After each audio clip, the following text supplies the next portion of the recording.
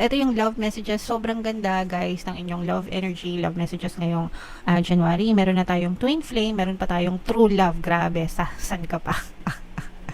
Ikaw na, kinombo mo, Capricorn. Ibig sabihin nito, guys, maganda yung love energy nyo, yung romantic department nyo, no? Ngayong January 2025, mga kapiksi.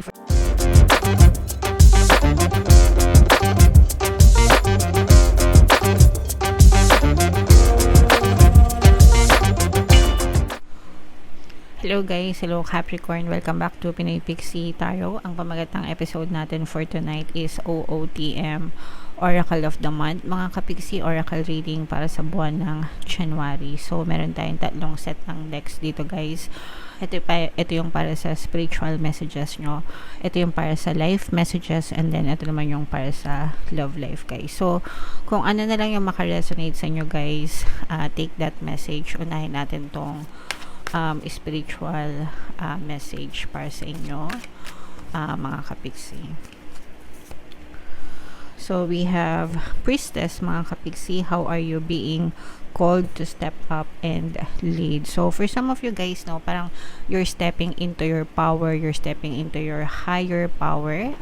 For some of you guys, maaaring nagkakaroon kayo ng calling para mag-lead, mamuno sa ibang tao, guys, no. Pwedeng nagsisimula ito sa pamilya nyo, mga kapisi. Let's say for example, pwedeng sa family nyo, nagiging breadwinner kayo, or parang kayo yung mas nagde-desisyon, yung mga ganon. And then for some of you naman, pwedeng sa trabaho, no, na you're taking on management roles, no, yung mga supervisory roles, ganyan. Ibig sabihin, tumataas yung level nyo, tumataas yung antas nyo, and parang meron kayong kakayahan na mag-lead or mamuno sa ibang tao, mga kapiksi. Pwede rin na yung iba sa inyo, pwedeng public servant, o kaya naman sa eskwelahan nyo, baka kayo nagiging leader ng grupo. So use that para pagsilbihan, hindi lang para, guys, hindi lang para mamuno or para maging beneficial sa inyo, pero magagamit nyo rin siya para i-guide nyo sa mabuti or sa tamang landas yung mga tao na pinamumunuan nyo, mga kapiksi. Okay?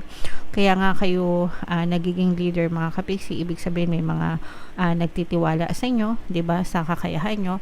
So wag nating abusuhin yung ganong klaseng otoridad, and instead gamitin natin siya para makatulong din sa ating mga nasasakupan. Although hindi naman ito magre-resonate sa lahat, guys, kasi hindi naman lahat kayo may kakayahan na ganyan, no? Pero if ever man na naka-resonate kayo, guys, comment down below, mga kapiksi. Okay? So yung next naman natin, guys, is life messages. Habang sinashuffle ko to, guys, panoorin nyo muna yung video natin regarding sa ating paano mag-manifest ng abundance video course. Kapiksi, sawa ka na ba sa mga struggles at hirap sa buhay mo? Masipag ka ba at masikap sa buhay ngunit hindi ka pa rin umaasenso? Ilang beses ka na bang nag-attempt mag-negosyo at mag-invest pero palagi ka pa rin nalulugi?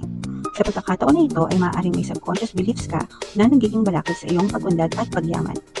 Introducing, paano mag-manifest ng abundance video course.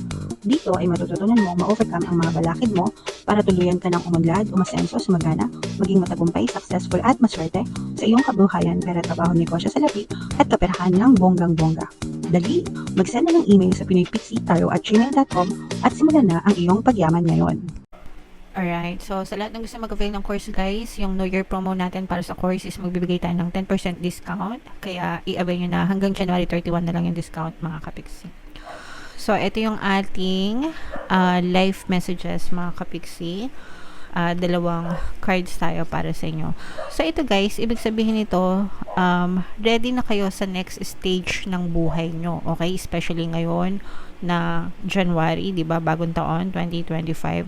So ready ka na sa 2025, ready ka na i-welcome yung 2025, ready ka na sa kung ano man yung tatahakin mo for 2025. For some of you, pwedeng yung mga na-experience nyo noong 2024, pwedeng naging bahagi na rin siya ng mga paghahanda nyo, ng mga preparation nyo, pinagtibay, kumbaga yung iba sa inyo, pwedeng pinagtibay kayo ng panahon, pinagtibay kayo ng mga problema, pinagtibay kayo ng mga experiences nyo nung 2024 or even nung mga nakaraang taon pa, ganyan. And right now, parang mas mas handa ka na, mas ready ka na, mas matapang ka na, mas matibay ka na, no, for 2025. And kahit ano na yung ma-experience mo ngayon, parang mas madali mo na lang siyang magagawa, mga kapiksi, kasi you have prepared for it, okay? And it's time for you to give back, mga kapiksi. Yan din yung additional message para sa inyo. So kung marami kayong natutunan noong 2024 dahil sa mga experiences mo, kung marami kang gains, no, ibig sabihin panalo, no, marami kang napanalunan, hindi lang in terms of money, pero in terms of experience in general, pwede mo siyang ibahagi sa ibang tao, mga kapiksi. Kumbaga, it's time for you to give back to others. Yung pagbibigay naman, guys, sa ibang tao, hindi lang yan nasusukat sa pera or sa mga material na bagay, no. Pwede tayo mag-share ng ating mga kaalaman, karunungan, di ba? So let's say for example, sa social media nakikita natin na etong tao na to, umangat yung kabuhayan niya dahil sa pag-affiliate marketing, 'di ba? So yung natutunan mo, yung mga best practices mo during nung time na ikaw yung nag-affiliate marketing, tapos kumikita ka na, pwede mo rin siyang ibahagi sa ibang tao na mga interesado din sa affiliate marketing or interesado din para kumita ng pera. Okay, yung mga ganun. So kunwari natuto kang gumawa ng Graham bar.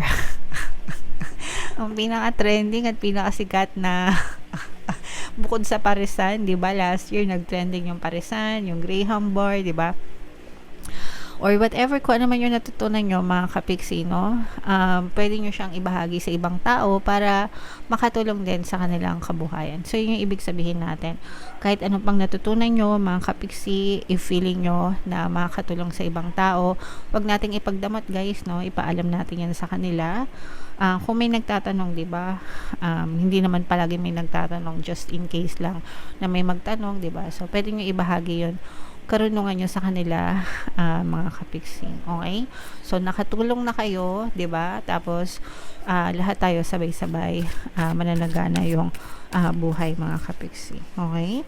So, comment down below, guys, if naintindihan nyo yung message na yan, mga kapiksi. So, ngayon naman, ito naman yung sa ating love message, guys.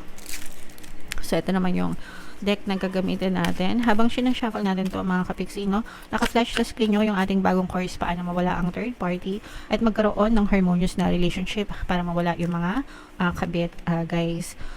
10% discount din yan until January 31, guys. So, avail nyo na, mga kapiksi. So, ito yung love messages. Sobrang ganda, guys, ng inyong love energy, love messages ngayong January. Meron na tayong twin flame, meron pa tayong true love. Grabe, san ka pa? Ikaw na, kinombo mo, Capricorn. Ibig sabihin nito, guys, maganda yung love energy nyo, yung romantic department nyo, no, ngayong January 2025, mga kapiksi. For some of you, pwedeng sa mga ano to, guys, no, sa mga in a relationship na, mga kapiksi, maaaring nagiging harmonious yung relationship nyo kasi maaaring siya na talaga yung the one para sa inyo, tapos twin flame pa kayo, mga kapiksi. Very much compatible, very much same energy level, match na match talaga kayo, kumbaga match made in heaven. Sa mga single naman natin na mga kapiksi, ibig sabihin ito yung nagpapahiwatig na maaari nyo nang makilala yung true love nyo talaga, and twin flame pa, no? So pwedeng mag-cross yung landas nyo, pwedeng na ma-manifest nyo to, guys, especially kung palagi kayo nagdadasal, you're always praying for this. Sa mga single, no, guys, meron tayong subliminal to attract love and relationship para ma-attract nyo talaga yung pag-ibig at person na para sa inyo. So, nandyan lang yan sa playlist natin ng relationship subliminals, pwede nyo pakinggan. Okay? So, ito, guys, i-mind nyo na yan sa comment section. Mind twin flame, mind true love, diba? Combo na. Ang saya-saya ng Capricorn, mga kapiksi. So, comment down below guys if naka-resonate kayo, and kung naka-resonate kayo sa ang message kayo naka-resonate. Dito ba sa spiritual, dito ba sa life, dito ba sa love life, mga kapixie, comment down below guys. And ito i-mind nyo na yan guys. Okay? And for more Capricorn readings guys, ito yung playlist nyo. Ito naman yung ating success stories ng paano mag-manifest ng abundance video course. Click here to subscribe guys. Ito yung ating mga pampaswerte subliminals. Thank you for liking, sharing, and subscribing, and see you again next time. I love you all. Have a nice day. Bye bye.